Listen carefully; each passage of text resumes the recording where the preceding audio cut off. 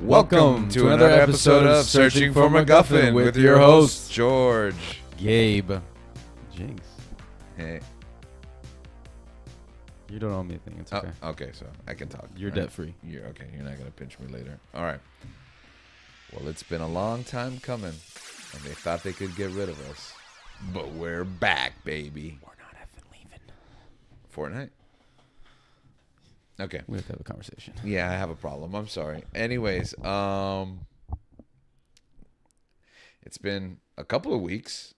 It's felt longer than it actually has been. Yeah. It's been months, which is, I think we said towards the end of August, right? So September, October. Yeah. So it's been about 3 months, which is only about 12 weeks. Yeah. Which is a little longer than some of our hiatuses in the past, but not significantly much. Yeah. No, it literally felt like I was gone for 6 months. And Yeah. It felt, it got to a point where like, do we even have a show? People were asking me, hey, guys, are you going to like come back? Yeah, you're going to produce more episodes? You finally quit? Yeah, Losers? You gave up, huh? Yeah, but no, not all of us. We're here, and the other thing is too is sometimes these gaps feel even wider because you start working on the show before the show comes back. Yeah. So there's also like white noise in the sense, I don't think that was the right term, but just like radio silence basically, because like we keep going in our relationships and we still talk and we communicate, but we didn't talk about the show at all. Yeah. So it was like this unspoken elephant in the room. Yeah, I think it has to do with just life. I think life has just gotten particularly busy, I think, for all of us. Yeah. And There's been a lot of changes too. There's been a lot of changes, and I think just big ones. I think for everyone in their own way, and obviously we're all going to talk and we're all still going to communicate. Yeah. But I think with the show, it's a responsibility. It's a responsibility to be able to produce this week to week, to continue, getting together, talking about this thing, meeting and planning, and so it was kind of like an extended summer vacation. I guess. Exactly. But we worked through the summer on the show, even though most of us were off of work. And then we gave ourselves our own break once work starts to pick up again with a new academic year for most of us. And you had a little change, which I think we'll talk about. Yeah. So, but we're here to talk about where we've been thus far. So welcome to today's episode, There and Back Again, as we look back on 3 seasons and 124 episodes. And it's not a retrospective. We're not going to look back and talk about them. We did do that in the 100th episode, where you can go back and see clips from all 100. But I think there's an opportunity for us to look back and kind of see where we were and where we are now. Yeah, I think it's insane, first of all, to have 124 episodes. You don't realize that we've been running this long. Yeah. That's what, 3 years? It is we are starting our 4th year, so we're past the 3-year mark now. Season 4, baby. Yeah, season 4, and I think in your mind when you start a project like a multi-year project like this, you think, oh yeah, we're gonna do this for X amount of time. But once that time actually passes, it's hard to process.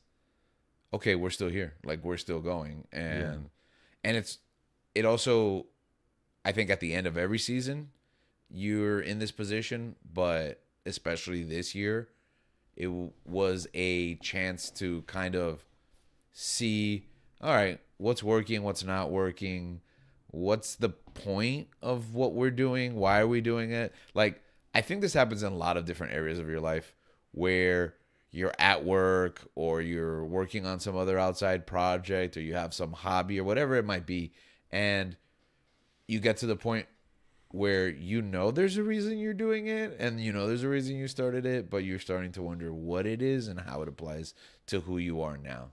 Yeah, and I think there's something else, especially I think that's been evident in my life, has just been starting something and not really knowing what the purpose, like, that, okay, this seems something that might be interesting, but there's no real driving force behind it. There's no concrete base. Yeah. So for me, I found that a lot of times I would pick up something. It's like, oh, I'm going to start doing this. I'm going to start,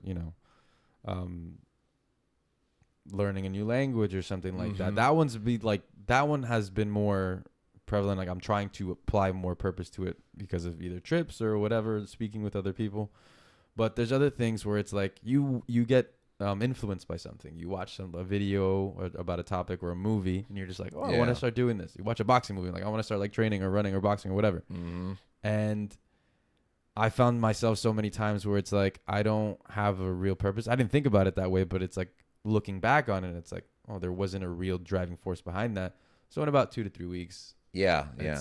It's almost like an done. impulse, lifestyle choice. yeah, Yeah. yeah. And I found that, I mean, I've definitely gotten better with it as I've gotten older, as I've matured. But I think, in late teens, early 20s, it was just I was very I could be like influenced very easily, Mhm. like to pick up something, to start do something, and then really not follow through with it. And I think all of us have that. Yeah, I think that's the culture we live in now today, and I don't even think it matters your age. Obviously, when you're young, you're worried about experience, I think. When you're older, me now in my 40s, I think I have that thing where it's like, I'm 40 years old. I know what I like.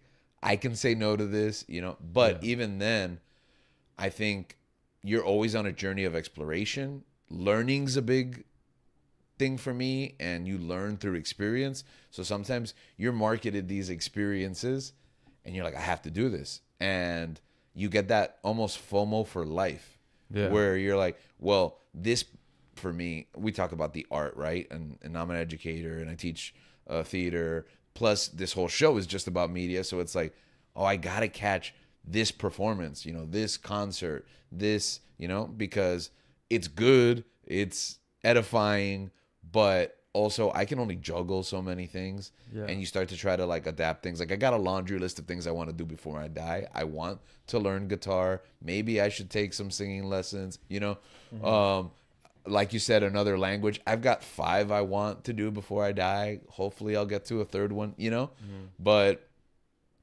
you want to be this like best version of yourself, and you want to be a holistic person, but sometimes that becomes doing way too much, or trying to basically live a revolution It's not daily. sustainable. Yeah. It's like you try to like change your whole life radically, and a lot of times I found that you really just go back to doing what you've kind of always been doing. Yeah. Like, let's say I wanted to. What's an example? I wanted to take on an activity that takes up, a lot of my downtime, but it's like, 2 to 3 weeks. It's like, okay, I'm not really that into it or driven, and it's like I'm back, watching Netflix or binging something, or, sitting down or playing video games, or I don't know, just doing something that I've done most of my life, Yeah. And there are habits I think everything in moderation is appropriate, and I think there are things that I would like.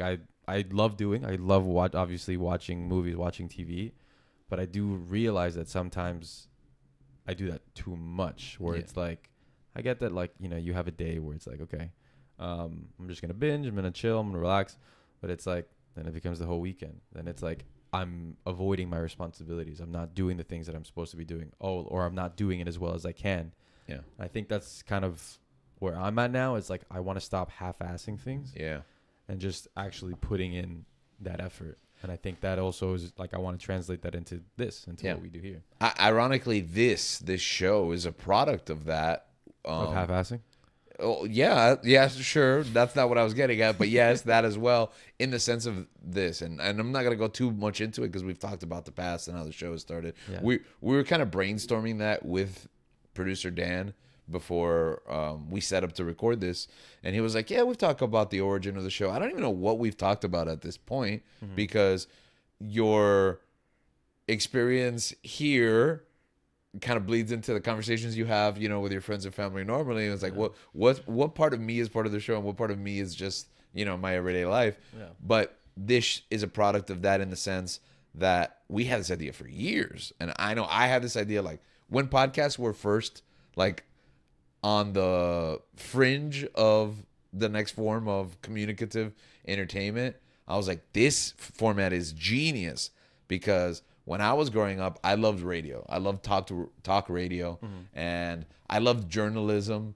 And when podcasts first started, I was like, wow, you can just deliver this on-demand content from anywhere to anyone. And it was just like, I got to do a show. Years passed before that. And, you know, we met each other along the way. I mean, we met producer Dan. Obviously, we're family. But we got to the point where our relationship was like, maybe this is a thing that we could pivot together. And as podcasts got bigger and bigger, and now it's this like flooded market, and which is fine, because everything is, I think, which is another part of that experience, like trying to adopt everything. I want to watch everything, I want to see everything. Oh, there's this new show, there's this new you know, this video online. But then when you mentioned half-assing it, you said it became a responsibility. And sometimes you don't think about the things you like. Your passion projects eventually become responsibilities. I think you're seeing that in your career now. You know, you go to school because you have a passion for this, but then it's work.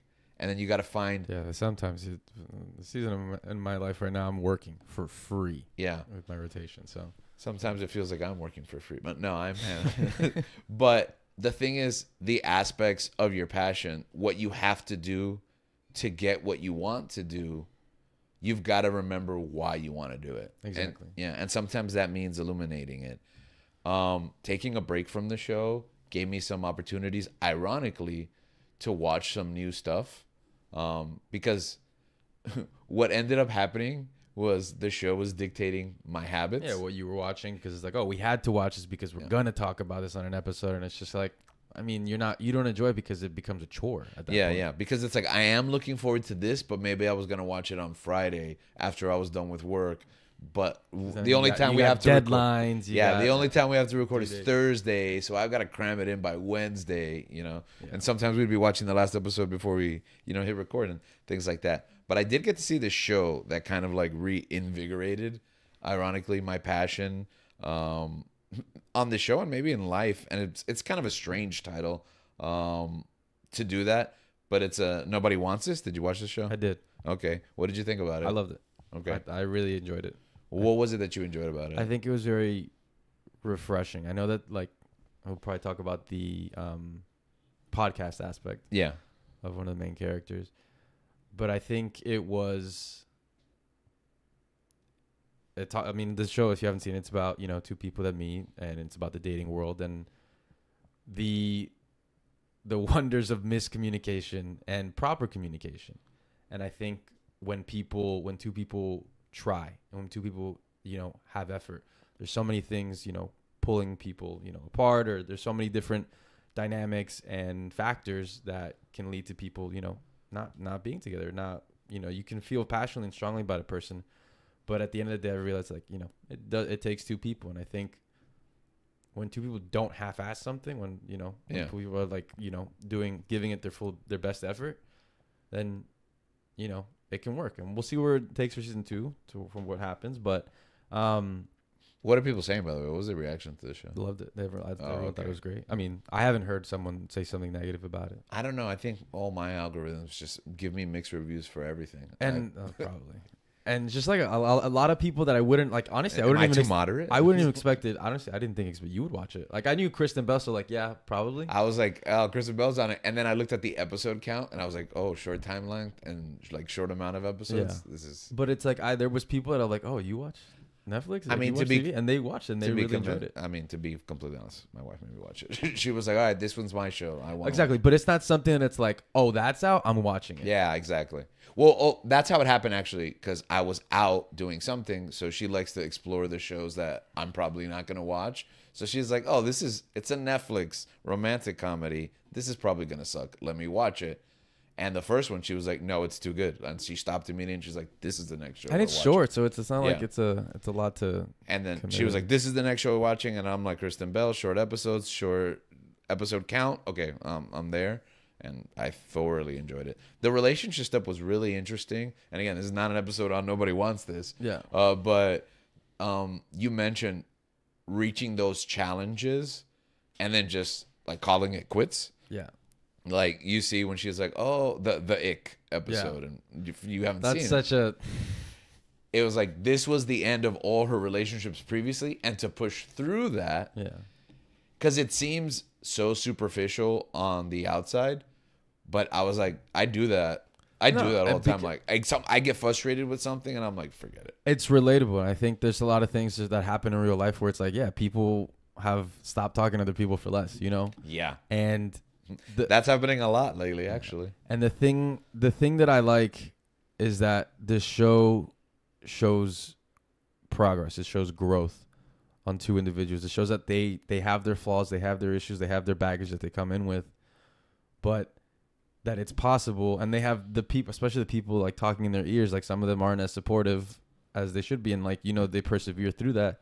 And I think it doesn't have to be just for relationships. I think persevering through, let's say, a passion project you have, a creative outlet that you want to explore. Which they explore that. Exactly. Yeah. And people are like, I don't, like, this isn't what I want to, like, I don't think that's going to work out for you. I think you should stay, like, not take a risk and stay safe. And I think that the show does a good job of saying, like, no, like, do what you want to do. Yeah. Like, keep your voice, keep what you want to say. Like, don't change it for anybody, and figure it out. It's a risk, of course. Life is full of risks. Yeah. So she's a podcast host, and they're like on the cusp of the next level of success. And it kind of works on both spectrums, because sometimes I feel it's easy to quit when you don't see the fruits of your labors.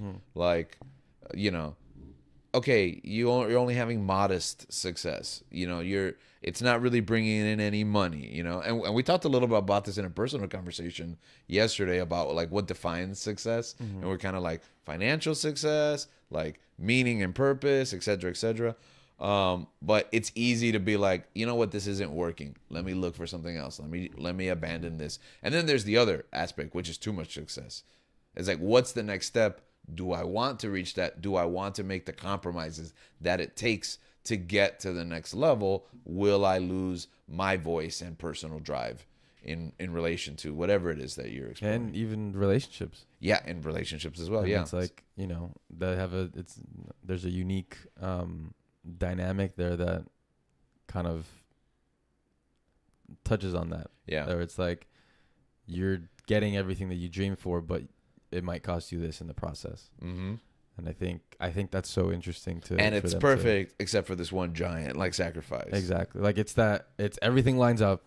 All the boxes are checked, but it's the one thing that it's like it could be a deal breaker, you know? Yeah, because I think in the end, everything doesn't line up. Like all the boxes can't be checked. It's impossible. I don't think you can find a perfect situation. And if there is, I mean, I haven't seen it. You know, everything requires there's got to be a cost analysis. Yeah, it's a compromise too, where it's just like at the end, like, yeah, you might be at the finish line, but it's like, oh, do I even want to reach that? You know, if it costs me something that important.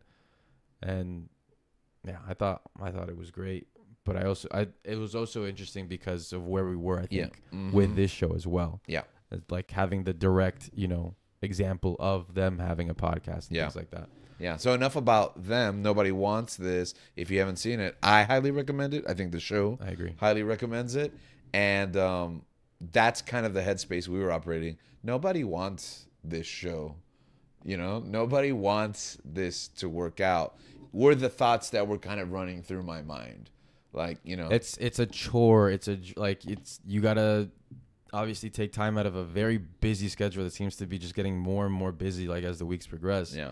And it's planning, and it's like kind of like forcing yourself to watch something. Like obviously we're gonna watch it, but I think you said before, it's like now we're on a crunch. Now we're in a crunch time, you know. And it's like, and I'm tired from work, so like I do want to talk about this, but do I really want to talk about it? And it's those things that come up, like in relationships with friendships or, you know, significant others, where it's like, yeah, these things come up, but it's like at the end of the day, why do you do this? Why are you here?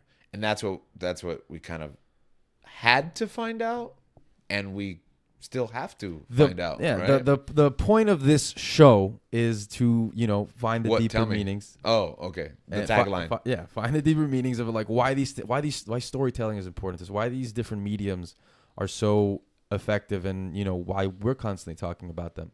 But in a way, like it can be used as a mirror to like, why do we do the things that we do? Right. Why do we watch the things that we do? Like, yeah, enough about like, it coming to us and like us taking it in and watching it. Consumption. Exactly. Why is it that, we do this show? Why is it that we want to have this creative outlet? Aside from things that, your job, you're an educator.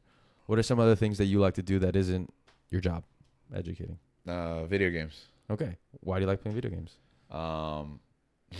Ironically, the stories that they tell and our ability to experience them in an interactive setting. You can watch TV, you can watch movies, but you are the story, in a game. And that right there is the gist of all of this. It's like we want to talk about these things. We want to share that with other people, and that's why we do this. Yeah.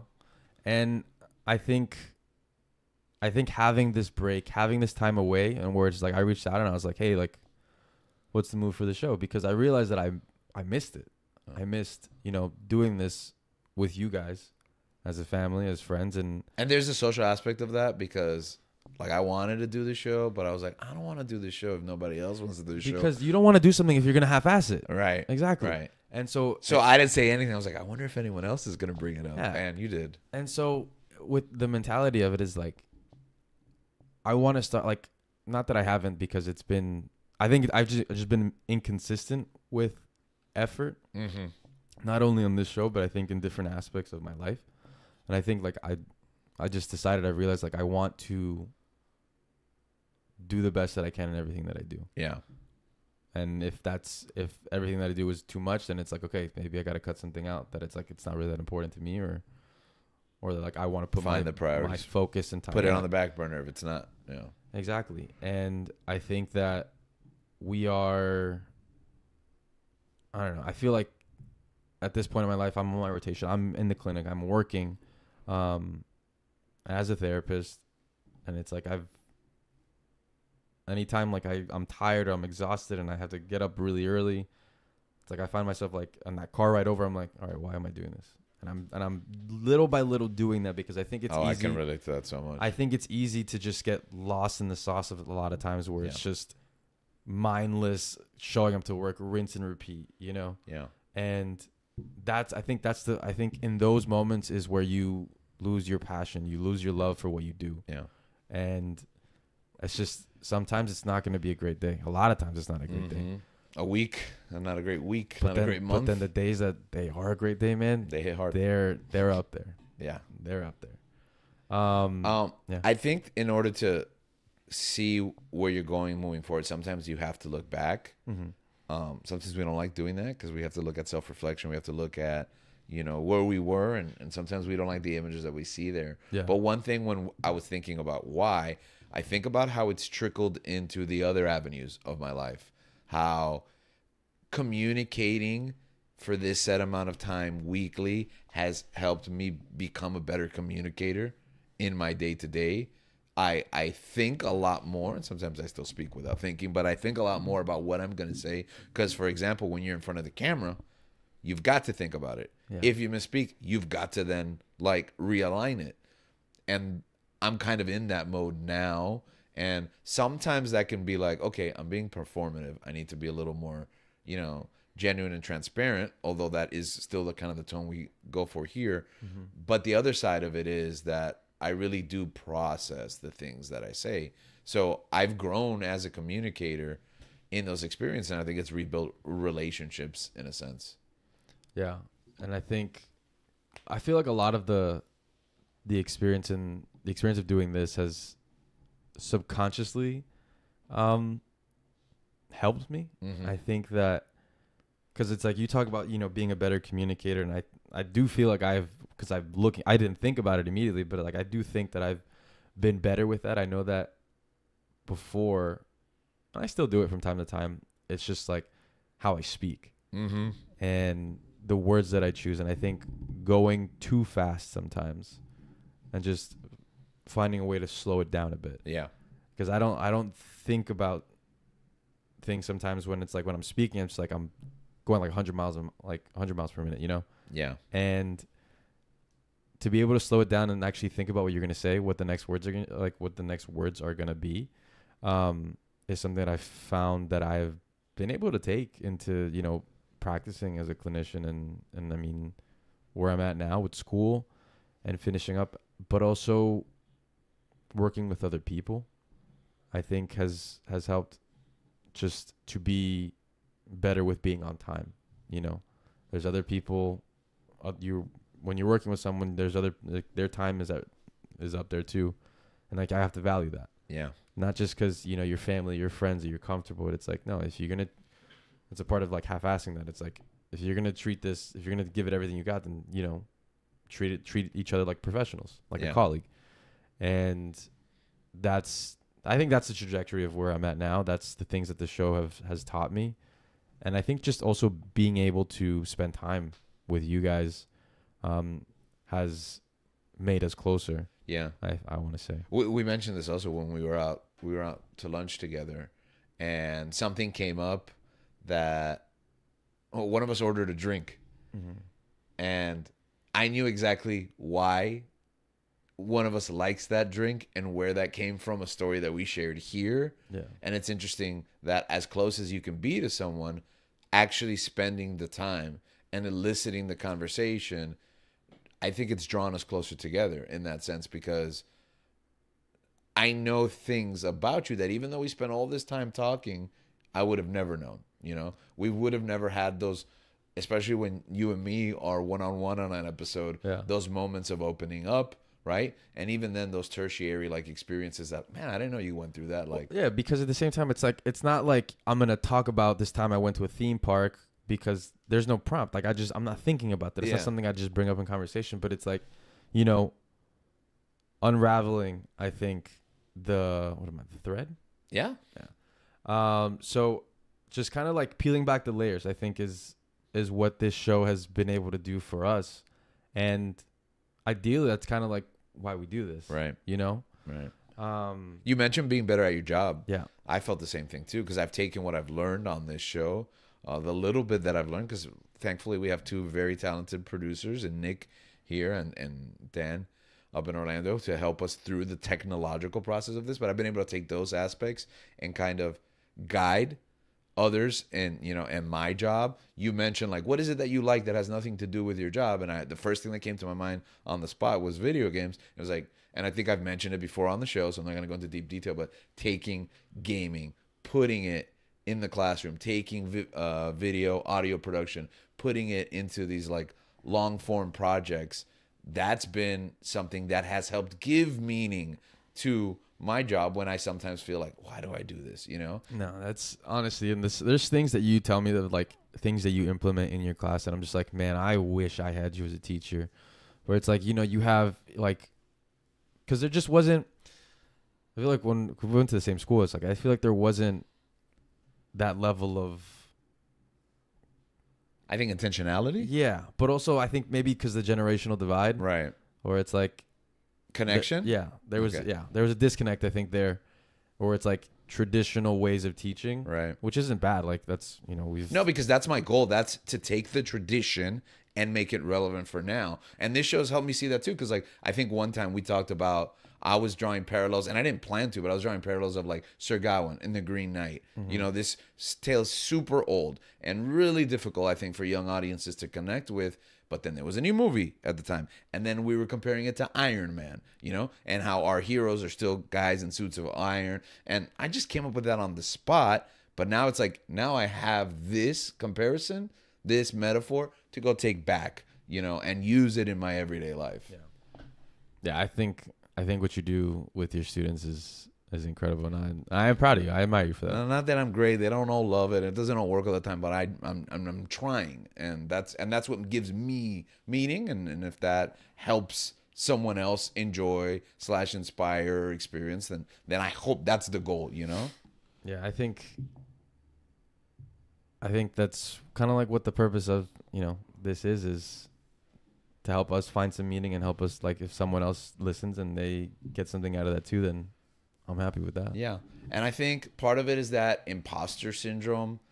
Early on in the show, I tried to kind of navigate these two worlds, my real life and the show, as separate spheres. And in my everyday life, I was embarrassed about referencing the show, talking about the show. So people would find out, yeah, you have a show or whatever. I'm like, yeah, whatever. Try to change the subject. It was kind of cringe, right? On the show, I would hide a lot about who I was, what I did. You know, I wouldn't have a conversation like this because it's like, if someone sees me on the show, are they going to see that reflected in my real life? Are they going to evaluate that way? And vice versa. But through this process, I'm proud of what we've done the last couple of years. And I think just until recently, literally heading into season 4, have I been like able to own the duality of our experience. Yeah, where it's like, yeah, I have a podcast. Because before, people like friends would introduce me to other people, and they're like, "Yeah, oh, this guy has a podcast," and I'm like, "Yeah, sure." It's like, "Oh, what's it called?" And I'm like, "Sergio Gormigan." But now it's just like, how can I listen to it? It's on Spotify. It's somewhere there. You can find it. YouTube it. Maybe you'll find it or not. Yeah. But now it's just like, no, like it's something where it's like, if I meet someone new, it's something that I do. It's something that I'll tell them that it's like, this is something I'm a part of and I do. Yeah. And I'm not hawking it. I'm not like, hey guys, I'm a, you know. Yeah, I'm a big time podcaster. Yeah. You know what it is. Hey guys, listen, search, subscribe. You know. No, but it's something that I enjoy doing, and it's something that's now it's something as easy that I can tell is like, I go like I can tell them it's like I play soccer or I like to run or whatever, do whatever. My brain has been able to process it. It is a part of my identity. I've accepted. Yeah. You know, I was in denial for a long time, but no, I've enjoyed this whole process experience, and I'm very excited for this new season and the different changes and traditions that we're gonna find and continue to do along the way. And change can be hard sometimes, and it's not all gonna work, right? But life is an experiment, and you go right back and draw up a new hypothesis when the first one fails. So, with that thought in mind, next week we're going to be taking a look at what the future of the show. The future. Right? We look a little bit at the past, and we talked about where we're at now, but we're going to see where we might be headed. So, with that thought in mind, thank you for joining us this week, and we look forward to spending another episode with you in the weeks to come. So, yeah. Stop half-assing things and keep on searching.